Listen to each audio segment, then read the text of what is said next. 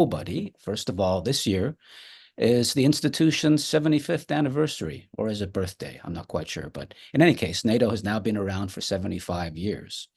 And we're also hosting this in anticipation of the upcoming summit, which is July 7th to 9th. But we're going to ask some questions that I rather suspect won't be asked at that summit or even around that summit.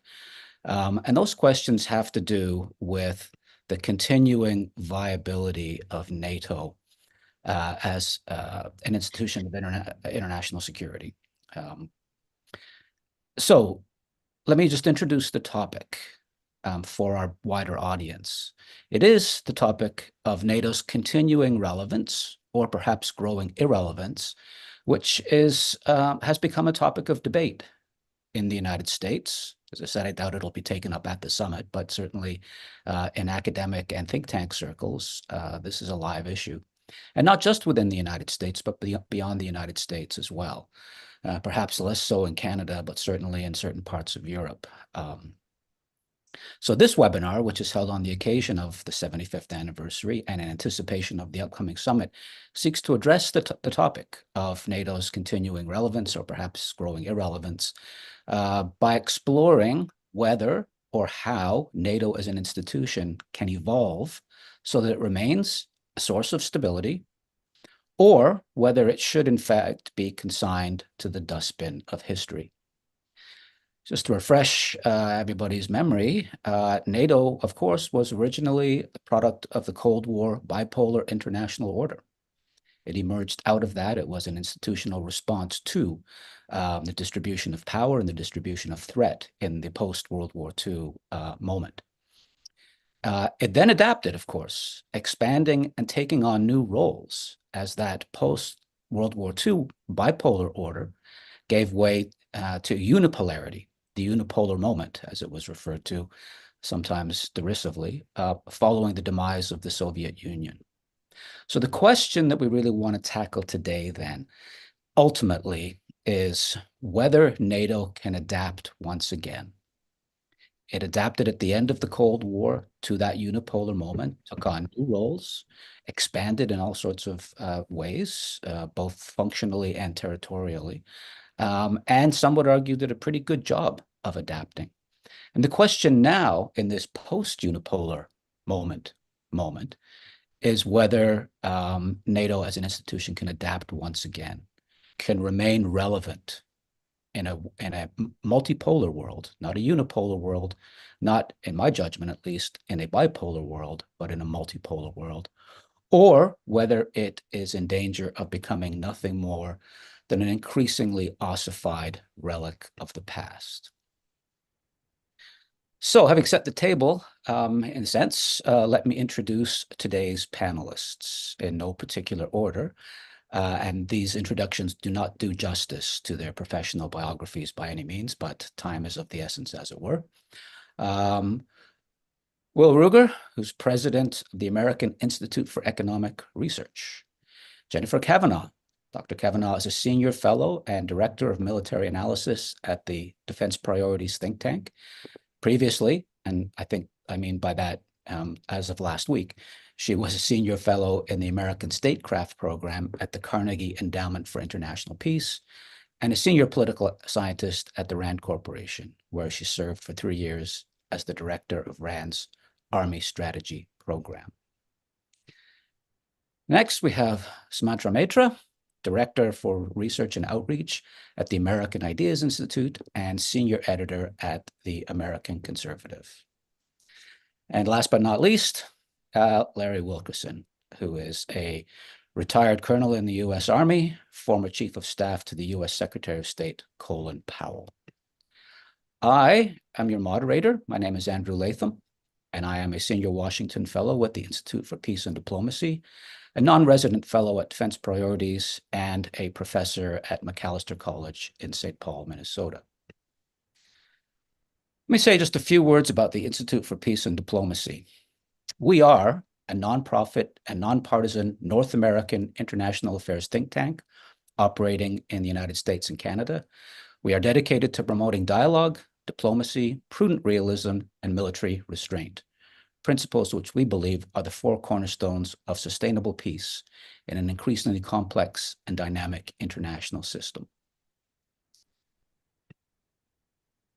Let me just outline what I think and hope will be the structure of the webinar, although I really do believe that if things go in different directions and organically different conversations evolve around this theme, we need not adhere to this structure tightly. But here's how I imagine it will unfold. I'd like to begin with a quick tour de table in which each of the panelists briefly address the question embedded in the title of the webinar, which, to refresh everybody's memory, is NATO at 75, source of stability, or relic of a bygone era. And the goal in this section is simply to map out the range of possible answers to this question. And I'm hoping that collectively we end up covering the waterfront. What are the plausible scenarios regarding NATO and its ability to adapt to a new era, a new epoch even, of geopolitical reality? After we finish with that tour de table, I hope we'll look back on the past 75 years and assess NATO's performance. And how do we assess NATO's performance? Well, it may sound a little trite, but I think in terms of that famous characterization of NATO's raison d'etre attributed to its first Secretary General, Lord Ismay, and that was NATO came into existence to keep the Russians out, the Germans down, and the Americans in. We can nuance some of those. Russians, maybe Soviets, keeping the Germans down was, I think, more about denationalizing national security in Europe, Western Europe to some extent, but we can certainly talk about that. And I'd like in that part of our webinar to touch on both the alliance's successes and failures. Clearly, it succeeded in keeping the Soviets out and the Americans in, and we can talk about that. But I do want to draw a distinction, too, between assessing success and failure during the Cold War, when Lord Ismay's three criteria made a great deal of sense, and then assessing NATO's performance after the Cold War in that unipolar moment, which brought us such things as the Afghanistan operation, for example. Did NATO really adapt to that unipolar reality in ways that one could judge it to be a success, or was it increasingly already becoming a relic of a bygone era? And then finally, I'd like us to discuss the future of the North Atlantic Treaty Organization, focusing on a number of emerging or evolving or unfolding challenges. The first of those, I would suggest, is the transatlantic relationship and what one might characterize as the divergence between the US and its European NATO allies in terms of strategic interests and priorities. The United States still fancies itself a global power. And the Europeans increasingly, well, we can talk about that. The relationship between NATO and the European Union. And we might even think about strategic autonomy, although I don't think President Macron will be in a position to push much after July the 7th. He certainly has a vision of Europe as enjoying strategic autonomy and not being a handmaiden, as it were, to the US. The reality of Russian aggression against Ukraine. How has NATO dealt with that? Has the existence of NATO deterred further Russian aggression? I mean, there's a number of rabbit holes we could go down, I suppose, with respect to Russian aggression against Ukraine and the future of NATO. Finally, and to my mind, most fundamentally, one of the emerging or evolving challenges is the shift in polarity that we've seen in the last decade or so. A new distribution of power and threat in the international order. I think that has been a tectonic shift. And the question there is, does this tectonic shift finally and fatally undermine the foundations of the alliance, an alliance that was forged in a bipolar world and then adapted arguably to a unipolar world? Does this, in fact, this tectonic shift, to mix metaphors, sound the death knell of NATO? Okay, that's a lot for us to tackle in less than 90 minutes, so we should probably get started. I would just like to let our audience know that an unedited version of the webinar will be uploaded to YouTube pretty quickly after we're done here today. And I would invite people to invite their friends and colleagues who haven't been able to join us today live to take advantage of that and partake of what I am very confident will be almost unlimited wisdom regarding the past, present, and future of NATO. All right, that was a long-winded way of setting the table, as it were. But perhaps we can kick off then with our opening tour de table. The question is, NATO at 75, source of stability or relic of a bygone era? And I would invite my colleague Sumantra Mitra to kick us off. Thank you very much. And I apologize for being a little late. It was my internet, not me. That's a startling, tribute to Virginia's infrastructure. And also my voice is a little hoarse because I was shouting because England won in the soccer tournament. So apologies for that one. To answer the question, NATO, whether it's a source of stability or a relic of a bygone era, the question is, what form of NATO are we talking about? The current form of NATO absolutely is a relic of a bygone era. It is a relic of not just the Cold War, but also of the post-Cold War unipolarity. This current form of NATO, as we see today, is structured as a product of the post-95 unipolar moment. Contrary to public opinion, people, for those of obviously, the panelist here obviously knows, but for those who don't, there was a huge opposition to any kind of NATO expansion, even up until 1997 in the US. NATO expansion is considered, at least in Washington, D.C. and parts of London, as something that was led by the United States. It couldn't be further from truth.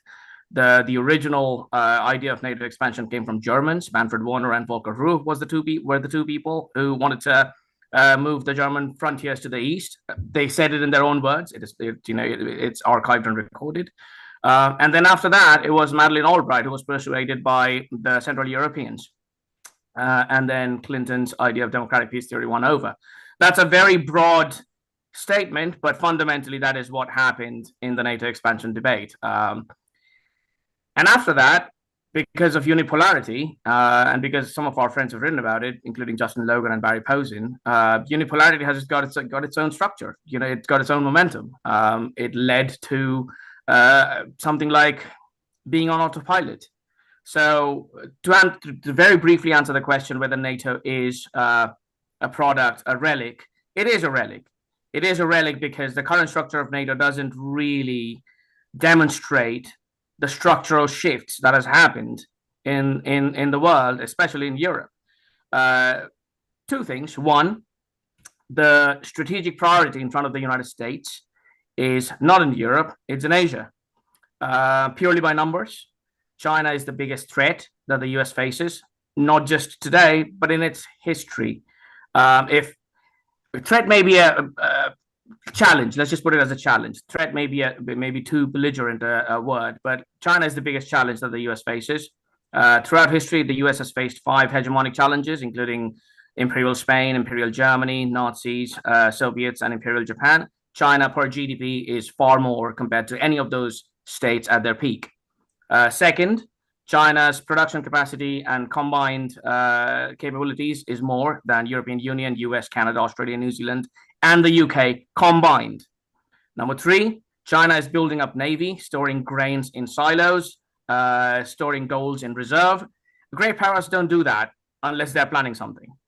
And fourth and final, Asia, trade-wise and finance-wise, is far more important than Europe. There are, benefits to that. Asia in 2024 is not like, Europe in 1949. It's not decimated. There are powerful states which are aligned to the US. But that being said, the fundamental structural reality in front of the US has shifted east. And naturally, commensurate to that, the US gaze is also about to or will inevitably shift to the east. The second challenge, as we talk about, is in Russia. Russia is a regional power. It is a paradox of Russia that it is a powerful nuisance in its own backyard and its own immediate sphere of influence. However, it is not a hegemonic threat to Europe. This, categorization is important. If anyone is trying to make policy, the policy is to be determined by the ground reality. Russia has 6,000 nuclear warheads. It's a powerful state. It has its own interests in its own backyard, but there are no signs of Russian tanks moving through Poland or Belgium or Russian Navy challenging the English Channel, much less the Atlantic. So yes, it is a nuisance in its own backyard. It is not a strategic threat per se that cannot be tackled by Europe, or at least the European powers together combined. Again, Russia's population is 143 million. European Union's population is 538 million. Russia's GDP is 1.8 trillion. Europe's combined GDP is 18 trillion, 10 times. All of these to say is because of the structural reality that the US faces in front of it, it would eventually shift. Whether that shift would be small in time or whether the shift would be precipitous or whether the shift would be like just over time, a broadened scope of restructuring of the security architecture in Europe. That is, I don't know. No one knows that. Tomorrow it might change. Tomorrow there might be a war in Asia and the shift might be precipitous. Hopefully not, but it could happen. Due to that unforeseen situation, it is prudent in front of both the European Union and NATO to restructure the security architecture which is currently in place. There are ways to do that, and we're going to talk about that, more in details later on. But fundamentally, to answer the question, yes, the current structure of NATO is incompatible with the strategic realities that the US faces, and therefore, I argue that it is a relic of a bygone era. Thank you, Smatra. That's there's a lot there to think about and discuss. Will, what are your thoughts? Sure, thank you, and it's good to be here. So, in some ways, yes, it is a relic, and in other ways, no. I was glad you started with Lord Ismay. That's where I was going in my prepared remarks, and so I'll touch on both of those. So, in the sense that it is a relic, one part of that, of course, is because of the fact that the main purpose of the alliance, keeping the Soviets out, is no longer a problem, right? In the sense that the Soviet Union disappeared. The events of 1989 and 1991 brought to a close the primary, in my view, raison d'etre of NATO. And so in that sense, it is a relic. In the other sense, in terms of keeping the Germans down, it's not a relic. And I would say substituting Germans, you might say Europe. NATO suppresses European ability, either collectively or individually as nations, as different members of Europe. It suppresses their ability to provide for their strategic interests. And so in that sense, it's not a relic if you believe that that's important for American grand strategy, because it continues to provide an avenue by which the United States can pursue a grand strategy of primacy, and it does so by making sure that Europe is not a pure competitor and is not a more powerful country that could support a different approach than the United States might want. So that might be a virtue to some, it might be a vice to others. So I think if you believe that the United States should pursue a grand strategy of realism and restraint, then suppressing Europe is a bad thing, right? It's a bad thing because it means that Europe has difficulty pursuing opportunities for itself that may be different than the United States. In other words, where Europe may have an interest in being involved, whether it's in places like the Balkans that we saw in the 90s, or in the Mediterranean, North Africa, like with Libya, the United States can get dragged into those conflicts because of our commitment to NATO, what's called chain ganging in the literature on alliances. And that's a bad thing for the United States, that Europe doesn't have the capability to pursue its interests where they may have a difference, either in the interest itself or in the magnitude of that interest. And so I think that restrainers would see the ability of Europe to pursue, to be less suppressed, to be a vice, to be a virtue. It would be a good thing if Europe could pursue those things, especially as Sumantra said, that Asia is the much more important theater for the United States. We should be more, I think, positive towards Europe fulfilling a role of deterring and defending against any threats to the Eurasian balance of power that come from Europe, particularly in the case of Russia. And we should definitely not confuse Russia and the Soviet Union here. And therefore, that's one of the reasons why I would not say that we have the same relevance today that we did for NATO when it was founded, or for or during the Cold War itself. Russia is a pale imitation of the Soviet Union in terms of its power and its power projection capability. We see that in Ukraine. It's a far cry from the threat that the Soviet Union posed to Western Europe during the Cold War. And it would be great if Europe, with all the advantages that Sumantra talked about in terms of population and economic capabilities, material capabilities, if Europe could provide the main role in Western Eurasia, if you will. That would be much preferable than the United States continuing to suppress the ability of Europe, because it does do so, right? The United States complains about burden sharing and burden shifting by the Europeans, but at the same time, anytime Europe tries to make a move in that direction, it's met by criticism by the foreign policy establishment in the United States. And so this is a contradiction, a tension, if you will, that I think a grand strategy should resolve. And instead, we've been on kind of this kind of primacist autopilot that makes us unhappy with what Europe isn't doing, but in a way satisfies that goal of primacy, which again, primacy itself is not a great grand strategy for the United States. It's not realistic in the world that is emerging. And so maybe we can talk about that as we go forward. And I'm looking forward to hearing from Jennifer and Larry. Thanks, Will. Again, more grist for the mill. Jennifer, what are your thoughts? So I guess I don't really think it's either a source of stability or a relic. I think alliances are always means to an end. They're never an end in themselves. And so they should be carefully evaluated. And once they stop meeting whatever those ends are, they should be, basically disbanded. Some argue that a better way would be to, evolve the alliance, like find it new purposes, which I think happened a lot during after the end of the Cold War. But I think that NATO itself is weakened, not strengthened, when it takes on new missions. Its mission initially was very narrow, and it should stay that way.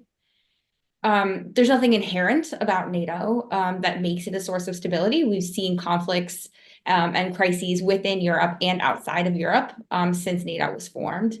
But I do think that NATO serves a purpose of providing a set of institutions and processes and relationships to help deal with crises.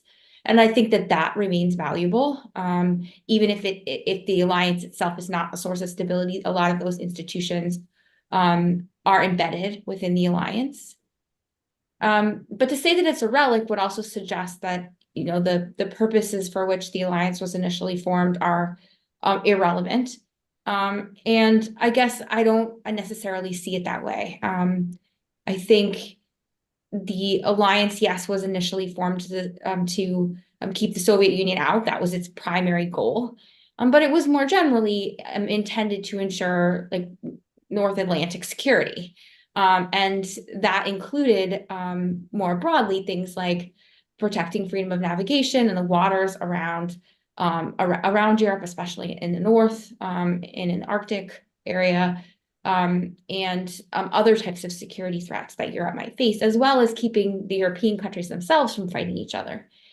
And I think that the United States still has interests in Europe, even if those interests are much more narrow than they were before. And that includes ensuring freedom of navigation, ensures making sure that there is no hegemon that takes over all of Europe, although I agree with my co-panelists here that that's unlikely prospect now. Things could change in the future. What I do think is a relic, though, is the way that the distribution of responsibilities and burdens is spread across the alliance. But again, I don't think that's a function of the alliance. That's a function of policy decisions that have been made. There's nothing in the alliance that says the United States must commit, more than 50% of the forces and more than 50% of the spending, and continue to serve as the security guarantor for all of Europe. There is nothing in the alliance that says that. And so I guess the direction I would move is going back to first principles. Yes, China is should be the US's #1 priority. That doesn't mean that there are no threats in Europe, but it does force a prioritization and a sort of narrowing of what NATO can do, or what NATO should do, in my view. So rather than thinking, okay, well, NATO should now take on the China challenge, it makes a lot more sense to keep it focused narrowly on the set of security issues that it was intended to focus on in the region that it was intended to focus on, and then redistribute the burdens, both in terms of spending and in terms of forces across the European countries. And there, I agree that definitely the United States has to get out of the way, and let Europe actually spend more. And do more itself. But I do think there's perhaps a role that the United States could play in helping to move that along, or have it be sort of a productive shift. And here I would advocate not for burden share, like better burden sharing, but for burden shifting. Like the burden should shift from the United States to Europe, not like not everybody does more. Like the US should do less. I think one challenge that the restraint community faces is defining what that less looks like. It doesn't necessarily mean like pull all forces out of Germany. It means something sort of between what we have now and that. And there are very few good and very good and specific recommendations for what that force structure would look like. But in terms of helping the European countries, I mean, yes, Europe needs to spend more, but it's not just about spending more. It's about who spends more. So a lot of the countries that spend the most are also the smallest and have the smallest GDP, and the countries that have the largest GDP spend the least. And in terms of percent GDP, so you end up losing a lot of dollars there. So reallocating the burdens within Europe is important. Thinking about how they can spend together effectively is another. I don't think you're never going to have one European army. I think that's an unrealistic goal. But helping European countries to spend like jointly, so they're buying the same stuff, so they get returns to scale and have interoperable equipment. Those are things that the US could potentially help with. So I do think there are ways that the US could help Europe take over more of the burden, rather than just telling them to do more and kind of being hands off. But I think those are the types of things that the US should be focused on, not necessarily trying to change the institutional structures or shift the focus of the alliance. And in those ways, like, you're not necessarily changing NATO. You're not saying NATO itself is a relic. You're saying, as time has evolved, interests and priorities shift, and so should US commitments. Great. Thank you for those insights. Larry, take it away. I just finished last night my third reading of Peter Frankopan's marvelous work, The New Silk Roads. And this reading was to take me through my own marginalia and highlighting, as well as the text itself. And I wanted to put, if I could, a more radical connotation on my answer based on that reading. And based on some other things too, like, for example, Poland's foreign minister, Radosław Sikorski, probably because he observed the debates the other night, the presidential debates, had this to say. He compared us to the era of Marcus Aurelius when he failed to find a ruler for the Roman Empire. And he went on to say, and this is a direct quote, "It is important to manage one's ride into the sunset," unquote. NATO is not necessarily a relic. I don't think that's the right way to look at it. I'd be more radical. And I sat down after reviewing Frankopan's book one more time, which encompasses so many empires that it's hard to count them, from the really great ones like the Moguls and the Mongols and the Persian and the Eastern and Western Roman, to what he seems to say at the end, perhaps because he's growing in proximity to his own time, the British being the greatest of all in terms of wealth and all it did. And so I sat down and I wrote this out. My answer to your fundamental question is that NATO is a source of instability and designed to be so by the empire and by its vassals in London and to a certain extent in Brussels. The neoconservative strategy, indeed, is in a phrase to sow confusion amongst not only your enemies, but also your friends. They disregard totally the theory of international relations called conservation of enemies. They want all the enemies they can get. Look at what we've done in the past 20 years, we being us and that group I just described, Ukraine and Gaza immediately right now, but also Iraq, Syria, Libya, Afghanistan, various parts of Africa, before and after and during these more prominent crises. And why have we done this? For instability. Now, here are the reasons that I would put down, the primary reasons for this strategic purpose. First of all, it keeps together a polyglot of countries in NATO that otherwise have no reason for cohesion. Second, and these grow in importance as I enumerate them, second, it reestablishes or attempts to reestablish, almost desperate attempt to reestablish, U.S. hegemony over Europe in all terms, economic and otherwise.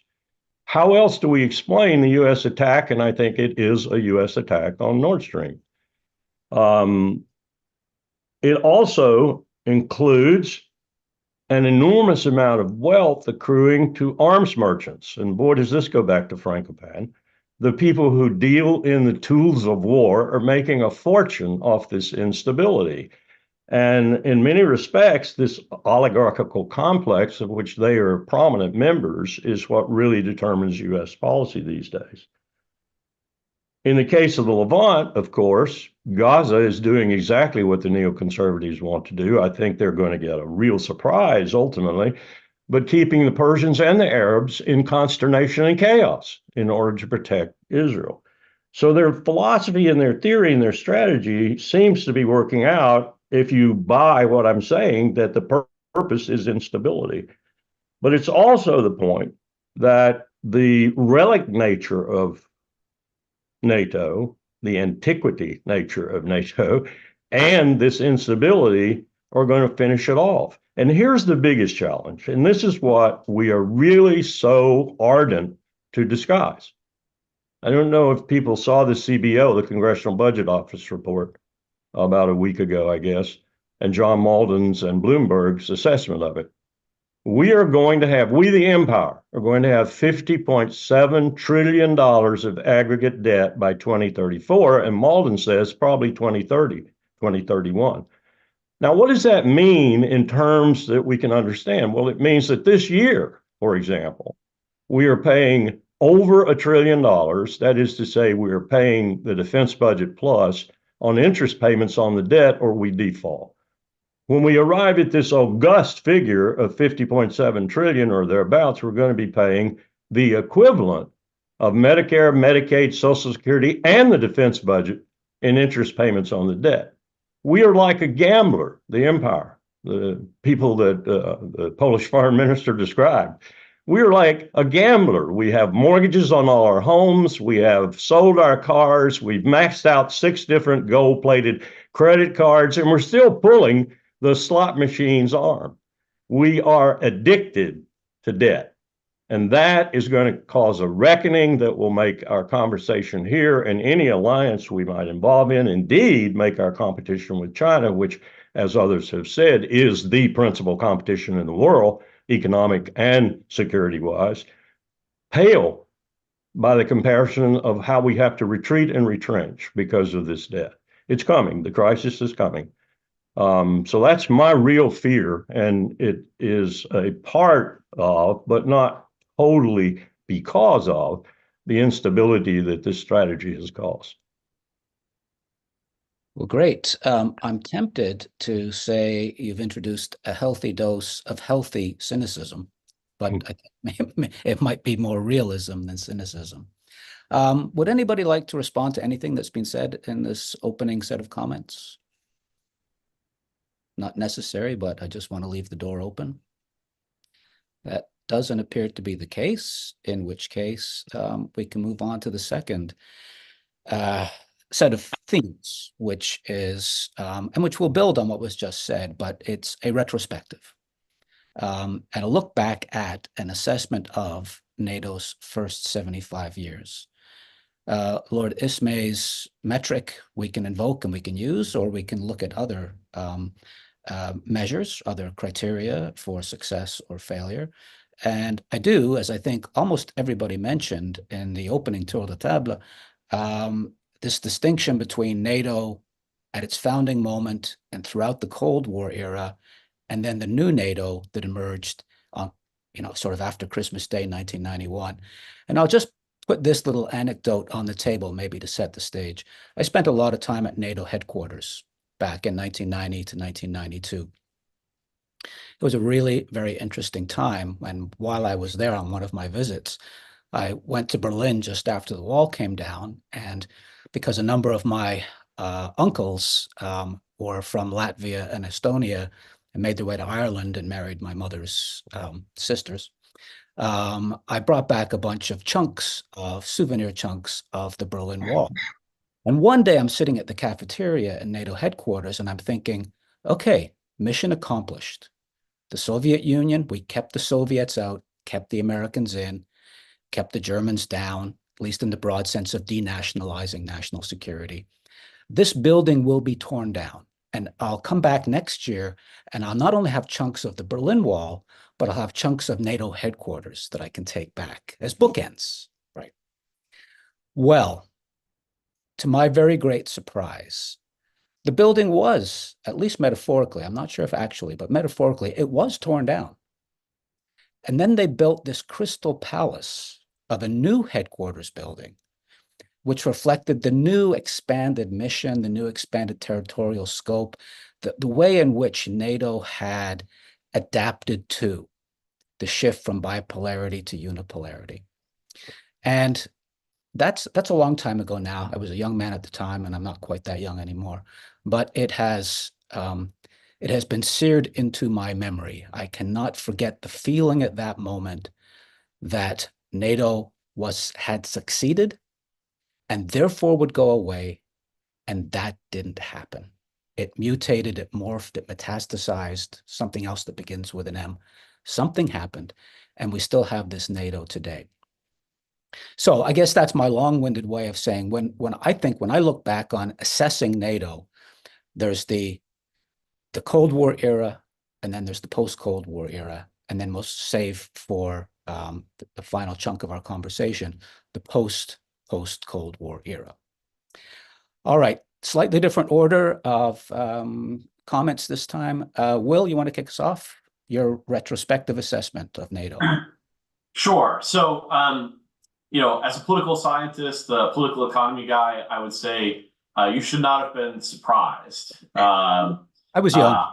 Yeah, exactly. I mean, look, this is the common march of dimes problem that people have identified before in institutions, which is that even if they solve their original, the reason that they were formed for, they don't disappear. Institutions, will, whatever the M word you want to choose, right? They will take on these new missions in order to preserve that institution over time. And that's why it's important for statesmanship to be entered in here, to push back against bureaucrats.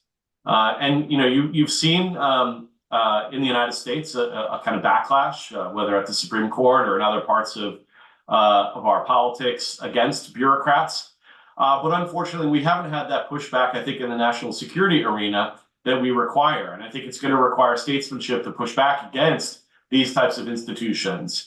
It would have been nice if, rather than having the March of Dimes problem at the end of the Cold War, if we'd had statesmanship about rethinking America's role in the world, rethinking the role that institutions play, and what that might look like. There could have been a lot of different types of institutions that emerge. It isn't necessarily that there would have to be a full retrenching, because again, realism and restraint doesn't mean that the United States disappears from engagement in the world. There are just other forms in which that engagement could take. And unfortunately, we really didn't choose, I think, the path that would have allowed for a better post-Cold War era. And so in terms of that retrospective, I think you could divide it into 2 or 3 eras. One, the original period in which the Soviet threat was quite scary to the United States and to the Western Europe. But also we didn't understand what the meaning of the nuclear revolution was going to look like.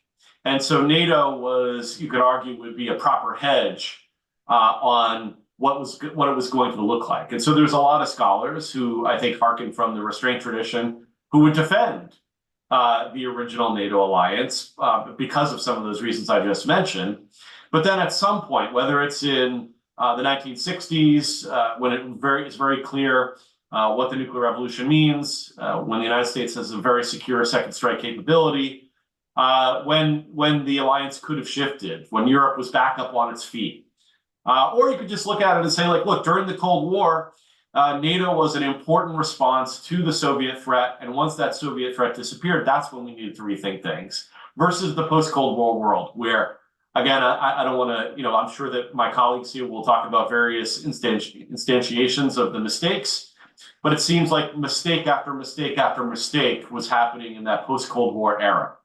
And I don't just mean in terms of US foreign policy, but transatlantic foreign policy, because our European allies should bear some of the disapprobation, I think, of history here, even though some of our European allies actually got Iraq right, that was going to be a mistake. But clearly Libya, which is an underrated error, is one of the things that I think has to be on the table and shows actually the problems of NATO. Great. Thank you for that. Jennifer. Yeah, I would say that NATO was too successful on those 3 things that you mentioned. And that's really sort of where the problem lies. It kept the Soviets out and then continued to keep Russia out. And a different set of choices could have been made at the end of the Cold War to build a different sort of security architecture. I'm not saying bring Russia into NATO, but there were choices that could have been made about how to finesse the boundary between NATO and Eastern Europe and Russia that was not expand NATO to include all of Eastern Europe and leave Russia out. That sort of sets, again, this sort of barrier, this boundary along which conflicts have continued to occur, including the war in Ukraine. So that's one dimension on which it was sort of too successful. In terms of keeping the Germans down, again, too successful. It succeeded in its goal of preventing, another world war prompted by German militarization. But Germany is still one of the lowest defense spenders in Europe. One of the biggest impediments to things like joint EU bonds, which would be a really useful way for the EU to raise money to support its own common defense purchases. And they used joint bonds to fund the COVID spending, which was enormous in Europe. But then Germany has blocked the same move for defense spending. So they continue to be an impediment to the sort of rise of a more geopolitically savvy and engaged EU. And the defense spending, they made a big show when the Ukraine war started about increasing their defense spending. Hasn't really panned out. I think over the period between 2021 and 2023, their total increase in defense spending was about $8 billion, which is not all that much. The purchases they've made haven't really been the types of things that Europe needs. There was it was in the news recently that NATO has only 5% of the air defense it would need in a conflict with Russia.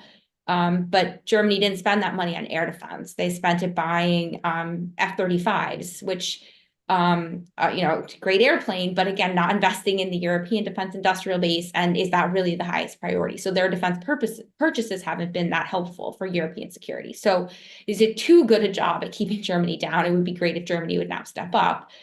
And then again, too good a job at keeping the United States in. I know there was a time at which, especially at the end of World War II, it made sense for the United States to be the sort of centerpiece of NATO and to be spending the most and providing the most forces because it had the most resources. But now it doesn't really make sense anymore. And Europe has become so overdependent on the United States that without the United States, it's not even clear that the European countries could coordinate. So it's not just that they depend on United States military forces and military spending in Europe, as well as all the hardware that comes with it, but that they depend on the United States to facilitate coordination amongst themselves. So if the United States were to step back, it's not clear who would step up to serve that role. So on all three of those dimensions, my assessment really is that NATO was too successful. Its success going up to the end of the Cold War seemed useful, but that sort of laid the seeds for this continuing success on those three dimensions have led us to this place now where even though some of the goals of NATO remain relevant, the distribution of burdens is way out of balance with the distribution of interests.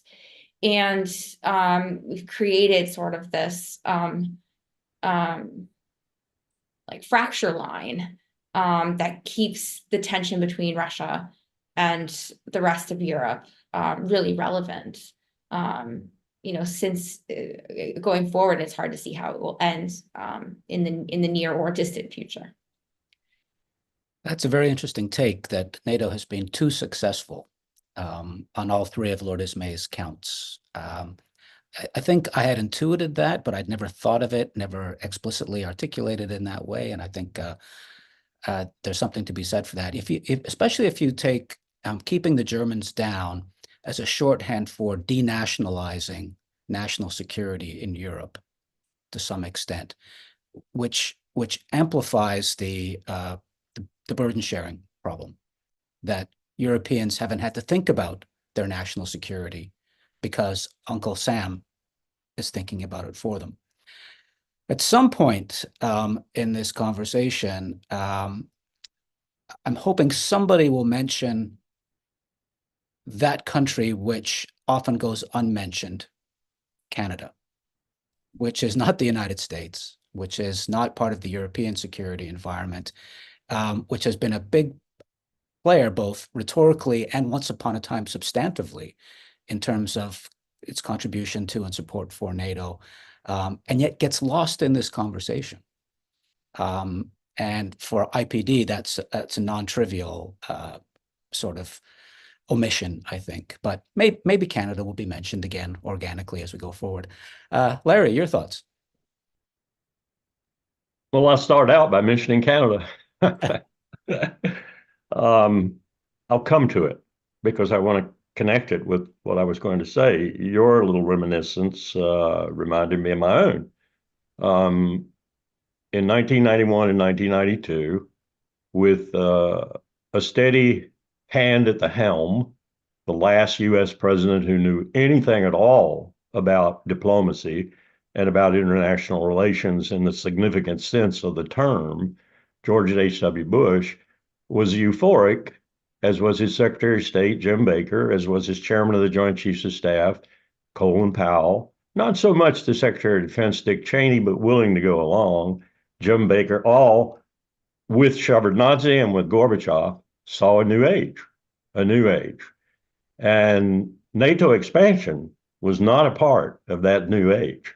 In fact, the discussion was of a European security identity, one that could be robust, formidable, and initially, at least, in its, at that time, reinforced brigade type form, centered on Germany, of all places, not detract from NATO should they need to do something. In other words, it wouldn't call on NATO forces, and NATO wouldn't call on its forces. It would be separate, unless it were, an existential emergency or something like that. Along with that euphoria went this incredible pace of destruction of nuclear weapons. We were taking Russian and US weapons down so fast that in Russia, we encountered liability problems with the lawyers. And we actually had to stop because they feared an accident and liability issues and such.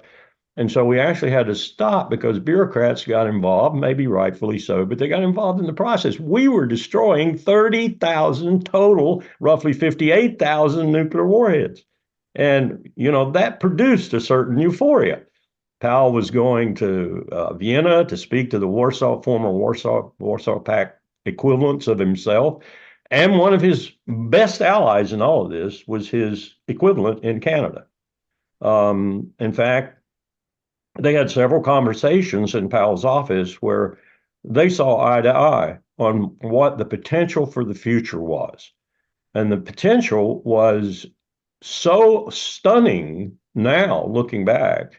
Maybe even the Joint Staff said we could get down to 600 total nuclear warheads. We had about 28,000 plus at that time. The Russians had some 30,000. This was incredible. And we were all excited about it and excited about the new regime that this might produce. And in that regime, NATO was an afterthought.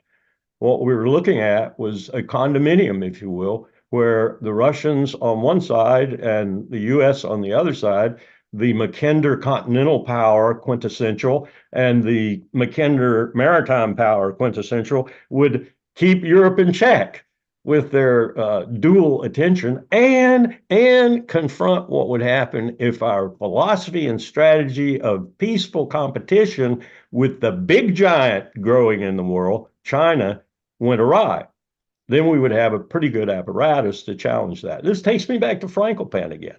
It takes me back to the Portuguese and the Romans and the Persians and all going back and forth. The East India Company, for example, became as much an enemy of the British Empire as the British king in Parliament.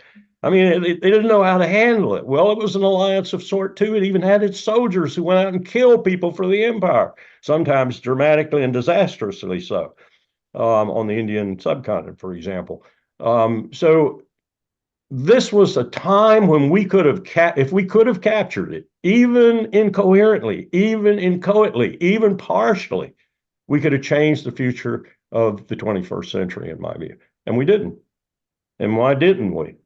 Special interests, vested interests, presidents who had no idea what they were doing, one right after the other, and a Europe that was, let's put it succinctly, America's lapdog, and had become its lapdog.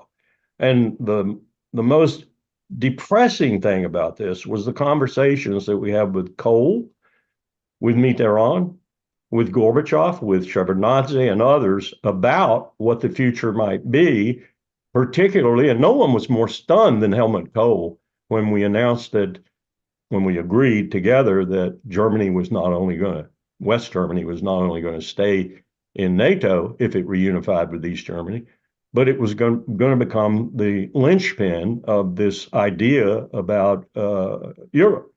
And you talk about a Europe whole and free, and basically free of the most disastrous threat other than the climate crisis that we all confront today, and that's nuclear weapons with no treaties.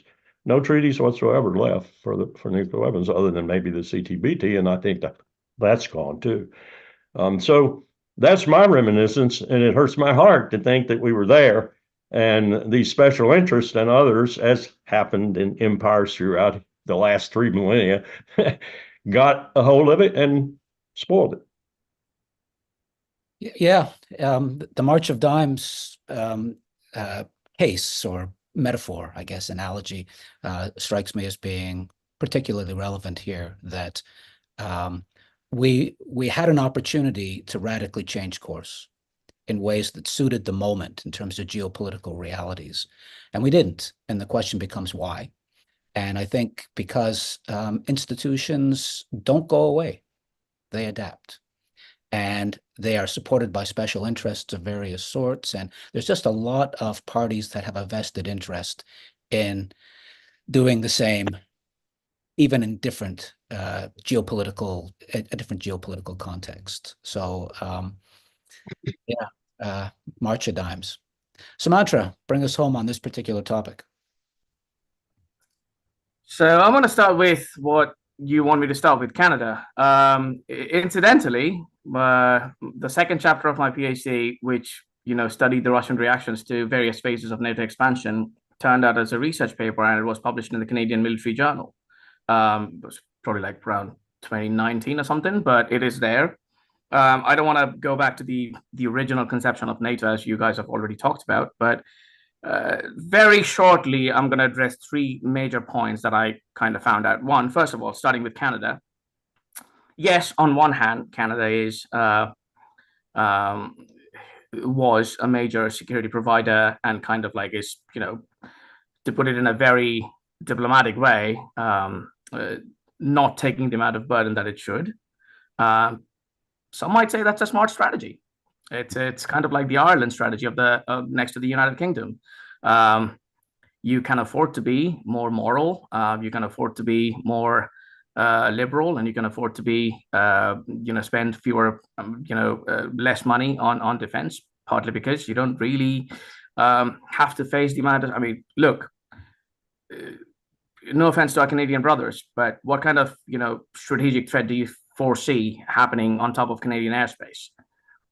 In a way, it is understandable why Canada is spending. It's the same reason why Ireland spends less sitting next to the United Kingdom in Navy. It's the same reason why Germany started to spend less since 1989.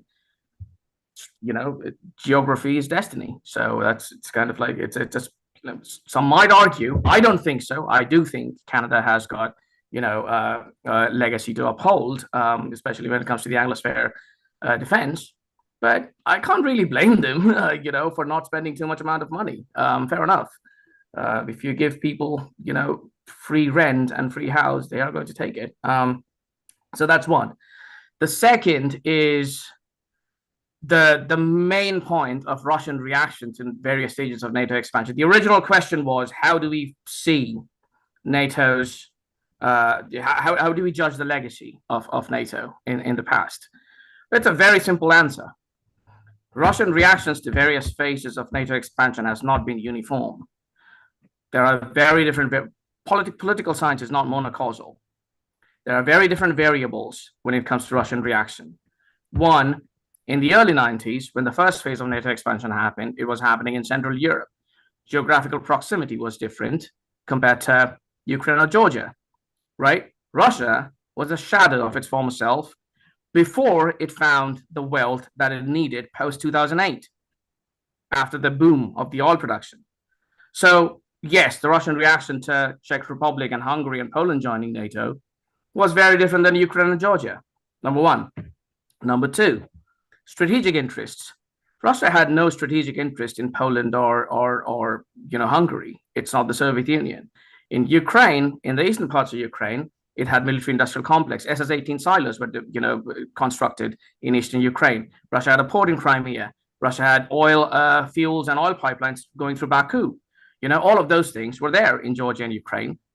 Those are different things. There is a tendency among the realists, especially in America, to talk about NATO expansion has led to Russian revanchism.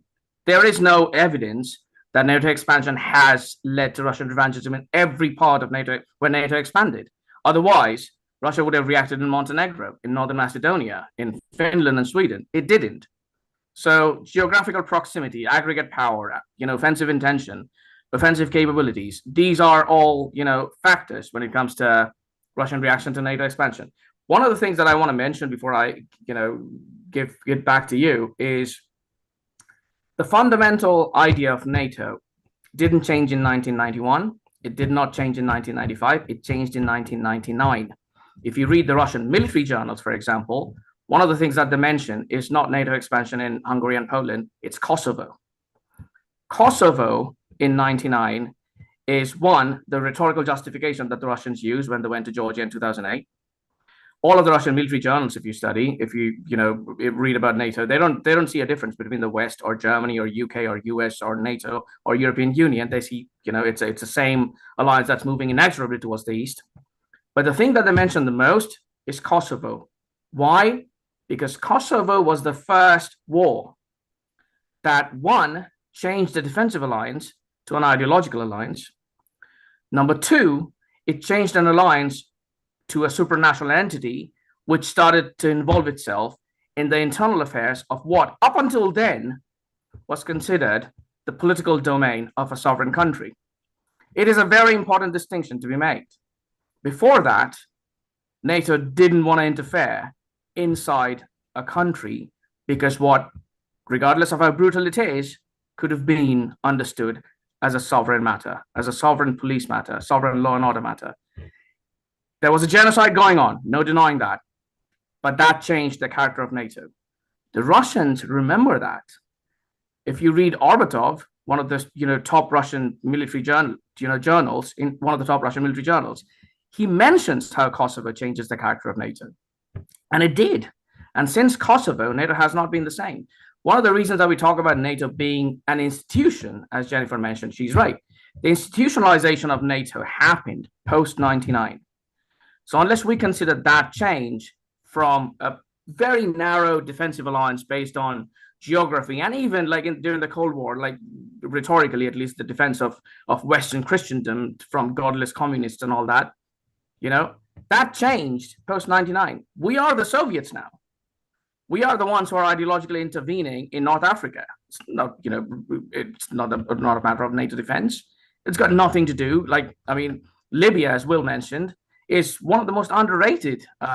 Who were the people who were leading in Libya? If you read Samantha Power's book, Biden and Bob Gates opposed it.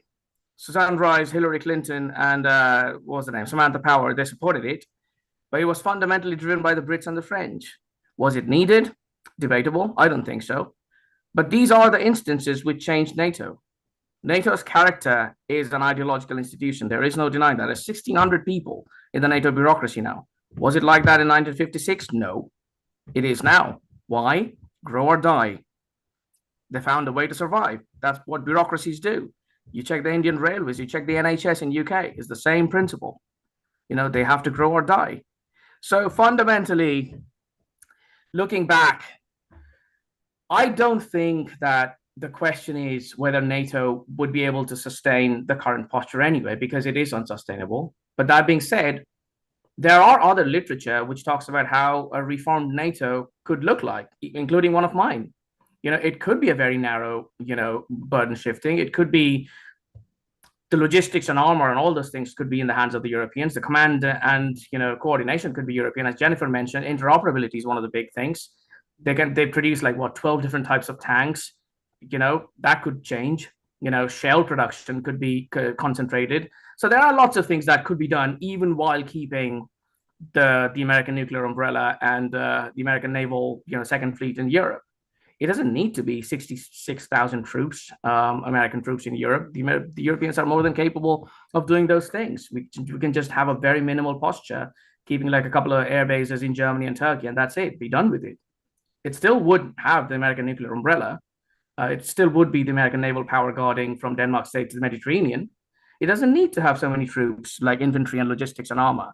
So there are other postures which has been debated in the NATO strategic circles. Well, not in the NATO strategic circles, but people who debate about NATO, that could be done to redefine and reform a new structure of NATO.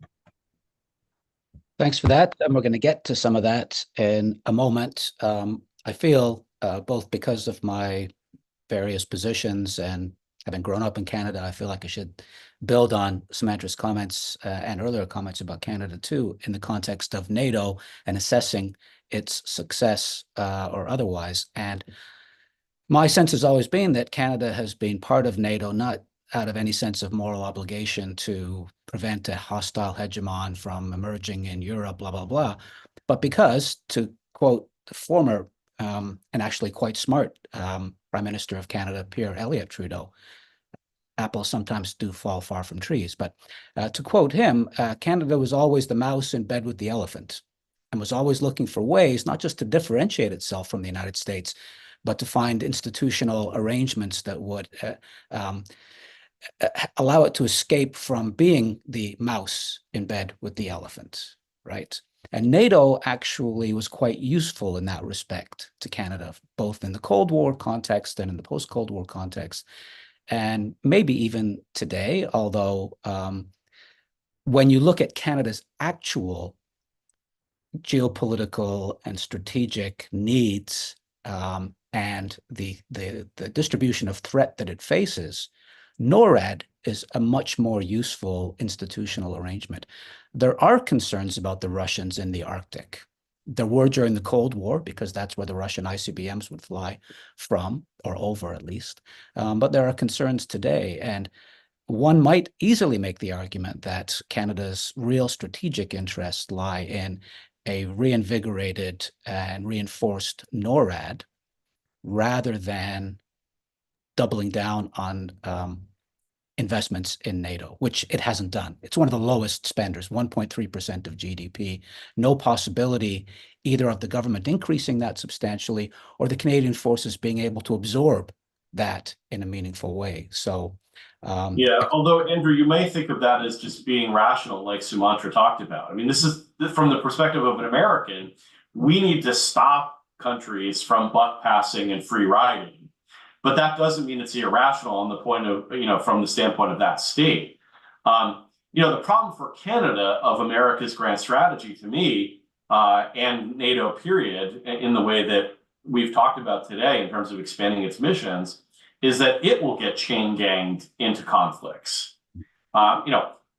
You've seen this around the globe with many of our allies. And in that sense, I think Canada should be wary of some of the same reasons that American realists are wary of America's approach to the world. Is that it's one thing for us to get dragged into these wars, but for Canada, even less rational for Canada. I mean, why should Canada care about getting involved in so many parts of the world, especially when if the United States is going to get involved, it's going to bear the brunt of that. And it's not as if we're going to punish Canada for non-participation in any serious way. No, I agree, and we'll pivot to the last topic in a moment. But can I just say one other go thing? ahead, So I do think, though, that having such a low defense spending and small military resources protects it a little bit from that chain ganging, because even if it gets chain ganged, what is it going to send? It can't send that much, and it can't be asked to send that much because it doesn't have it. For the United States, the risk of chain ganging is real because we have a lot of military forces.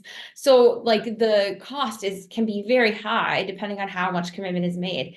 And the other point about Canada is I don't think that it's true that there's no threats to their airspace. It's just that anything that threatens Canada also threatens the United States. And Canada can rationally conclude that if missiles start flying over Canada, the United States is going to get concerned and take care of the problem for them.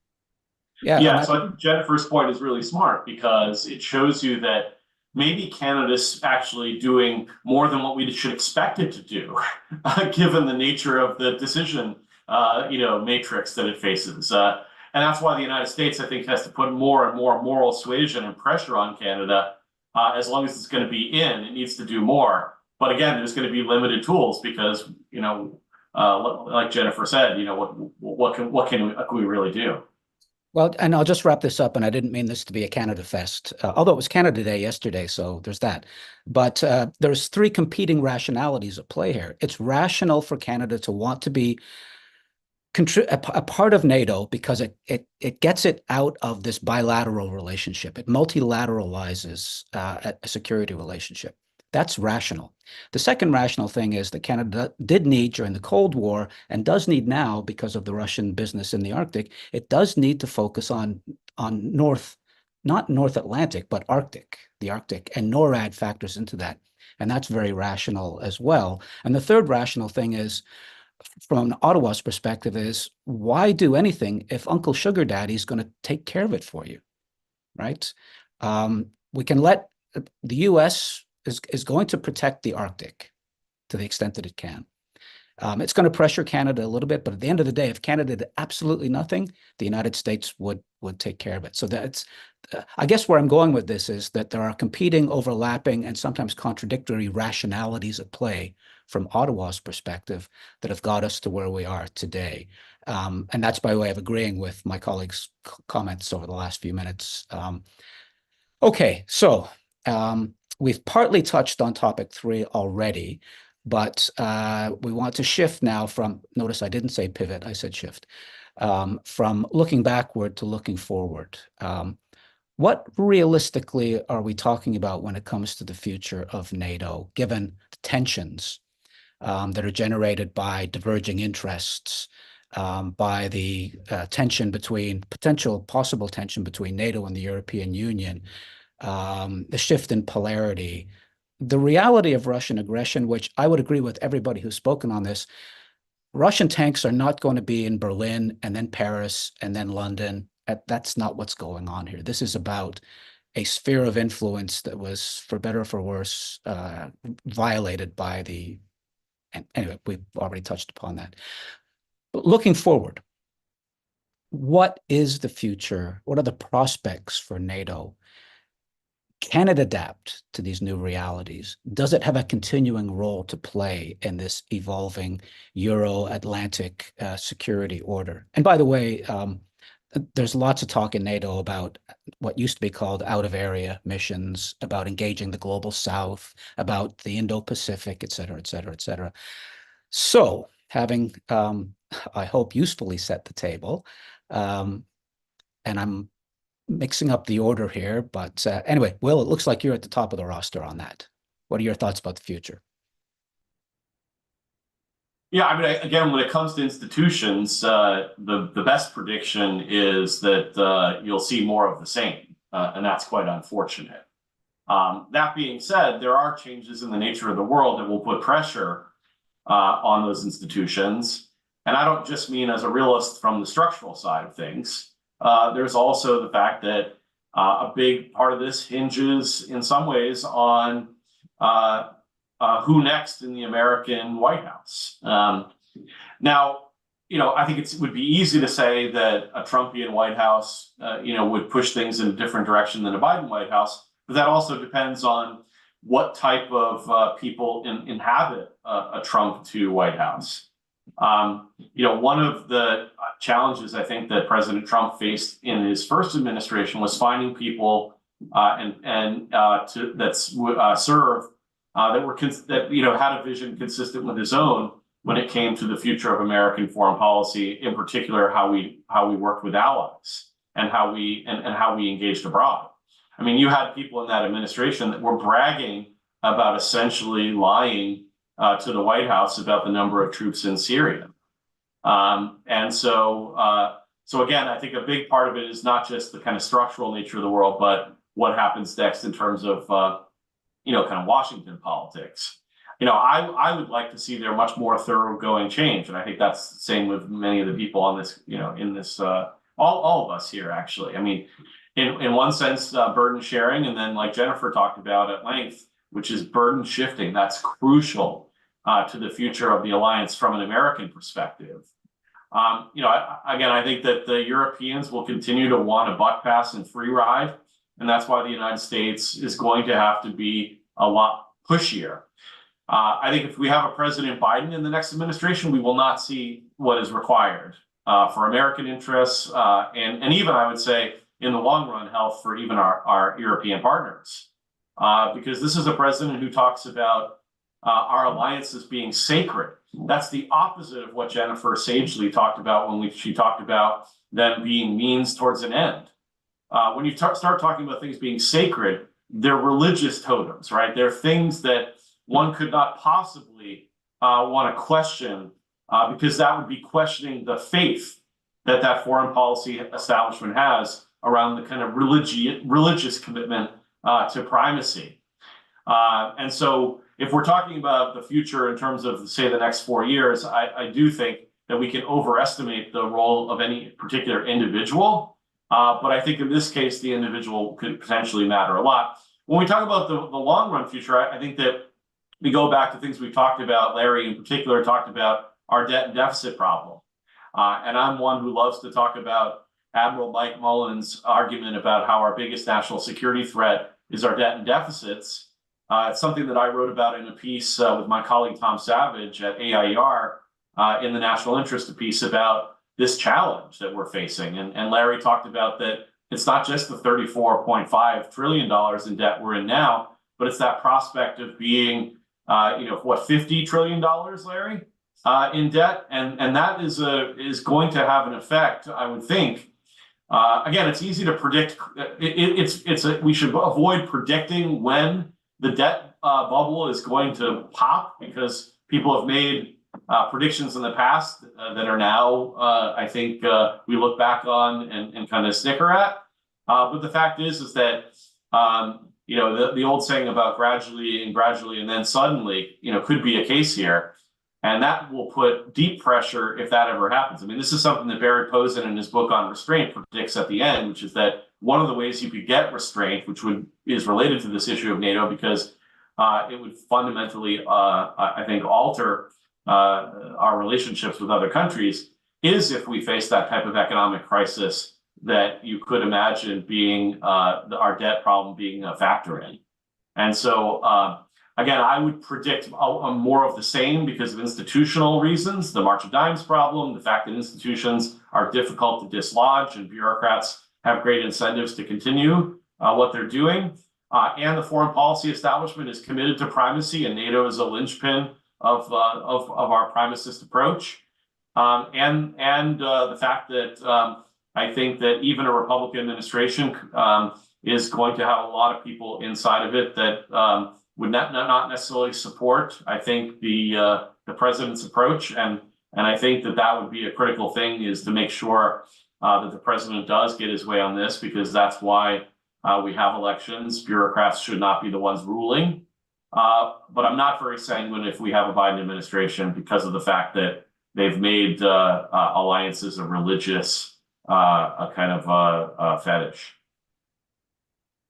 Some very interesting insights there. I didn't expect Hemingway to be mentioned, slowly, then suddenly. The other thing that you mentioned here, which I'm surprised really hasn't come up earlier, is that I'm going to just boil it down to this. If the geopolitical grand strategy project is primacy, then NATO makes some sense. But if it's restraint and not primacy, if it's balancing in a prudent way rather than primacy, which is impossible anyway, then NATO isn't quite as relevant, important. And so one might consider, if you were making not you, but if one was making the argument that the moment for American primacy has passed, and we need to come to grips with that, then we also need to come to grips with NATO. Should we really be involved? Do we really care? Let the European Union sort it out, possibly. Or maybe it could be something other than take the NA, the North Atlantic, out of NATO, put the European Treaty or something like that. Anyway, food for thought. Larry, your name was invoked several times. Why don't you take us down the next set of rabbit holes? Talking about where NATO might go, I think, is fraught with difficulty today and complexity when you look at what's happening in the Levant and what's happening in Ukraine and elsewhere. NATO could become unanchored in its southern flank at any moment. We could lose Turkey at any moment. I think Erdogan has domestic political reasons to go that way. He's losing his grip on power to a certain extent. And he knows this message resonates with Turks, especially the Turks who are apt to vote for him. So to more or less align himself with the BRICS, or just to say I'm leaving NATO and give the extended middle finger to the EU, which has rebuffed him for 2 decades in terms of membership, would be a very plausible occurrence. And what does NATO then do when it's got its most formidable land army? And I mean that as a military professional, Turkey's army is more formidable than our own. Loses it in one fell swoop and unanchors its southern flank. There are other things that could happen also of that type. And let me just put on my military professional hat for just a moment here and tell you that we are in a crisis, we being the American military. We cannot recruit for 2 years in a row, even to the lowered standards that the services have implemented. The reserve components are utterly broken. We couldn't muster a mobilization if we tried. We have 11 carriers, 4 or 5 of which now are basically out of commission or in maintenance, long-term or short. Eisenhower spent 9 months in the Red Sea. That would never happen in the past. Those troops haven't seen their home in 9 months. And now we have no replacement for her.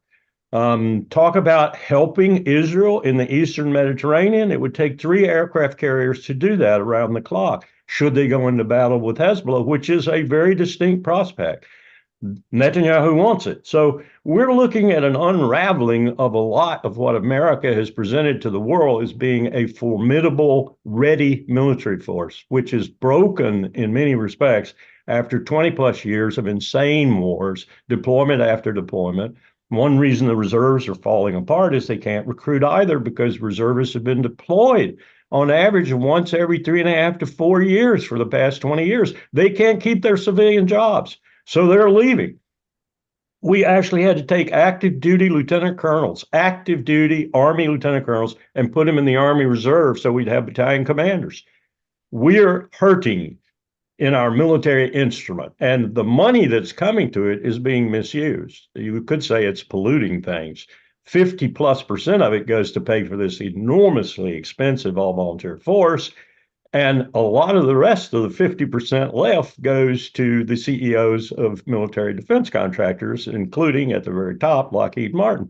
So we are not the formidable fighting force that everybody thinks we are, which worries me, because if we do get in a pure power conflict, and now it looks like we could be in one if China elected to, with Russia as her partner, we're going to have to use nuclear weapons. And that's scary, because I think we would. So we're putting ourselves in a position globally, NATO notwithstanding, we're putting ourselves in a position globally where everything is coming back to, yes, we're a nuclear power. Yes, we have 5,000 plus warheads. We're going to build out more. We're going to modernize, securitize, and suretize, all these fancy words. We're going to make the nuclear weapons niche even richer. But that's our ultimate fallback, because our conventional forces are really falling apart. Most of the world is not aware of that. Well, thank you. And mindful of the clock, it's 10:23 now. We have 2 people yet to speak, and then I want to say 1 or 2 words by way of wrapping things up. But let's just all collectively keep our eye on the clock, I guess. Sumatra, you're up. Yeah, so to the original question of how would it look to see a future NATO, I agree with Will. Personalist policy. At the end of the day, it's not what you know, but who you know and what they're doing. That being said, the idea that US is going to retrench from the European continent completely is utopian. I mean, we are all realists here. That is not going to happen. It is a treaty. Treaties cannot be just discarded without congressional power. And have you seen the Congress lately? I don't think they are going to allow US to come out of NATO. So that is a anyone who talks about a complete retrenchment from Europe is not a realist. That being said, troop movements are presidential prerogatives. You know, it is the executive power of the president. There is already a template of that happening in 1993, where from a total amount of 330,000 troops, it came down to 66,000.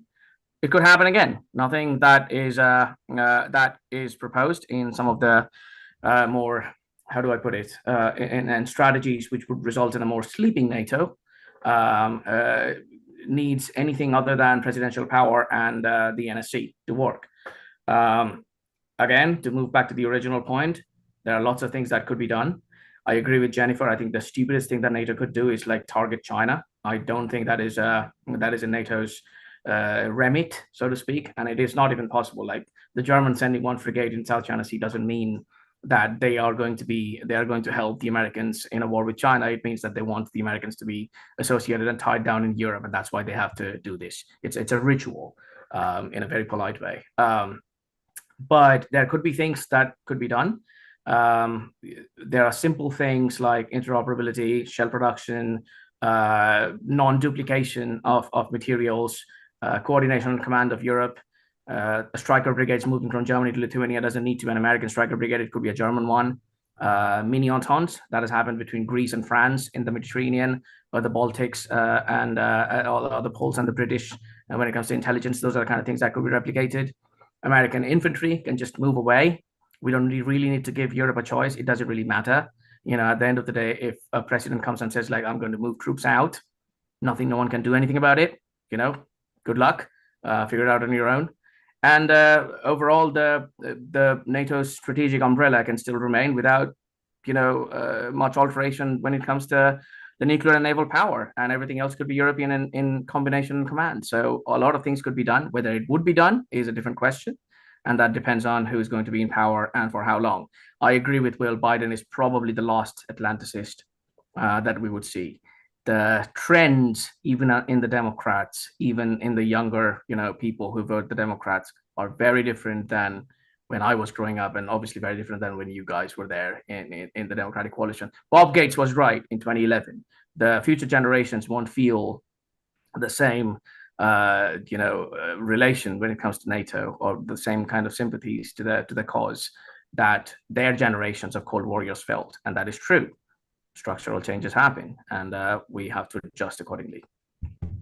Thank you very much. Jennifer, you got a couple of minutes to bring us home. Yeah, I'll be brief since I know we're just about out of time. I generally agree with Will and Sumatra about thinking about the future here. I will say that, I guess I don't see the change into a multi-threat environment as really posing that big a challenge to NATO. It seems pretty clear to me that it really pushes NATO back to first principles. NATO shouldn't be focused in the Indo-Pacific, shouldn't be focused in the global South, it should be focused on European and North Atlantic security. And then countries should contribute to that alliance based on the interest that they have in that goal. And for the United States right now, that's much less than it has in Asia. For Europe, it's much more. And so again, it gets back to this idea of kind of burden shifting. And I addressed at the start some of the things I think that the United States could do to help push Europe towards taking on a greater share of this burden. So to me, I don't necessarily think that the shift to a multi-threat environment poses a big challenge to NATO. It does force it to go back to first principles, I think. And agree 100%, Germany or France or Britain sending one ship over to the Indo-Pacific, it's not helpful. I think the big risk, though, is that, that doesn't happen. I do think the United States has interests in Europe and shouldn't, I do think there is a relevance to the US staying in NATO, but at a much reduced commitment level. And so getting from the current level of commitment, which is higher than when Biden came in, the number of troops in Europe is greater, to something much lower is going to be a big challenge.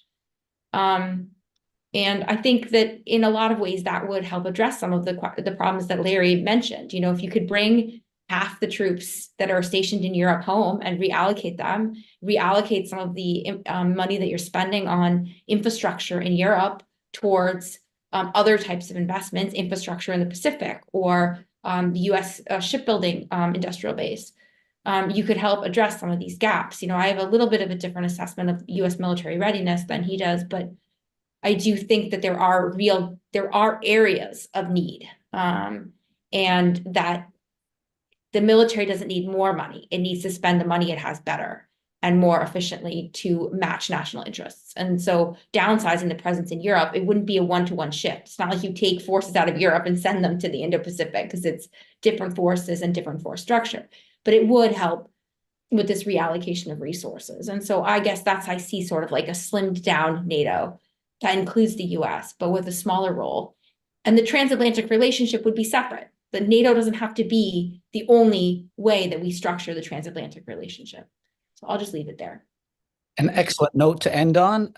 We're out of time. I want to thank Will and Larry and Samantha and Jennifer for a lot of thought-provoking comments, insights, etc. I want to thank the people behind the scenes who made the webinar possible. And finally, I like to thank Institute for Peace and Diplomacy for hosting what I think we all hope will be an important contribution to the conversation about the future of NATO. Again, panelists, thank you so much. I have learned so much, and even more importantly, I've been forced to rethink some things that I just needed to rethink. All right, with that, we are done. Enjoy the 4th for those of you who celebrate it, and I hope everybody who celebrated the 1st of July enjoyed their day as well. Bye for now.